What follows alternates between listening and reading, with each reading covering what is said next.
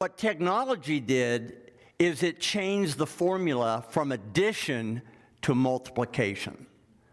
So that for the first time, change now happens exponentially.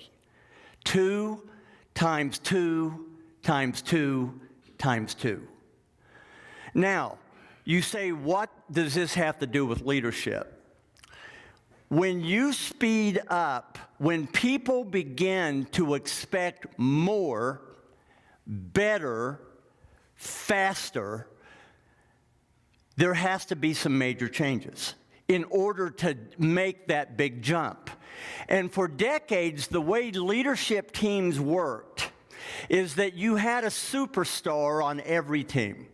And what I mean by superstar, that was the leader, and that leader was there because he or she was either the smartest, they were the wisest, they had the most experience, they had the best solutions, and that person was responsible for solving all of the problems and making all of the decisions.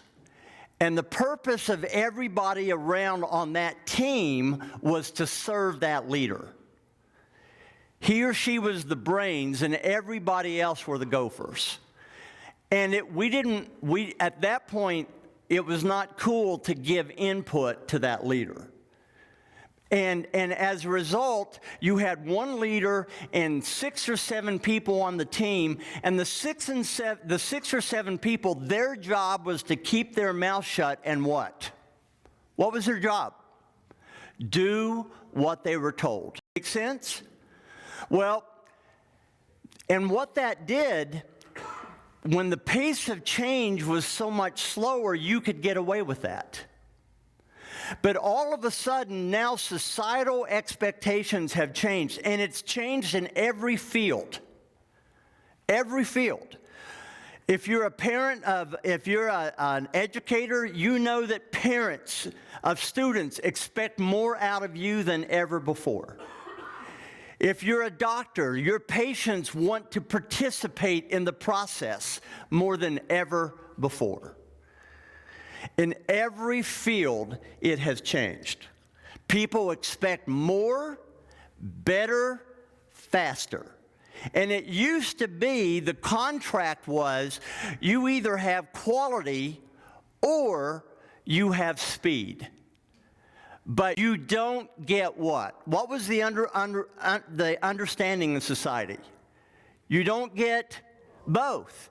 And we all understood the unwritten formula that if you want quality, you got to wait for it. If you want Big Mac, you're not going to have to wait for it. If you want filet mignon, you're going to have to wait for it. Today, it is, I want the filet mignon, and I don't want to wait for it, and it better be just as good. That's our society. Well, that is a massive leap that one person on a team cannot bridge. And so you have Cotter, who came along and said, here's the change. The team has to change. It's now all about the team, not about the leader of the team. Make sense? And today, if you're going to bridge that gap, you've got to have more eyes on the problem. You have to have more hands and legs contributing to the situation. You have to have more input into the situation. You have to have more diverse viewpoints so that you have the very best solution. Would you agree with that? And so today, the role of the leader is not to be the magic man or the magic woman. The role of the leader is to create a psychologically safe environment. That when you say to your team, look, we've got a big problem that we have to solve, and we don't have time to gum this thing to death.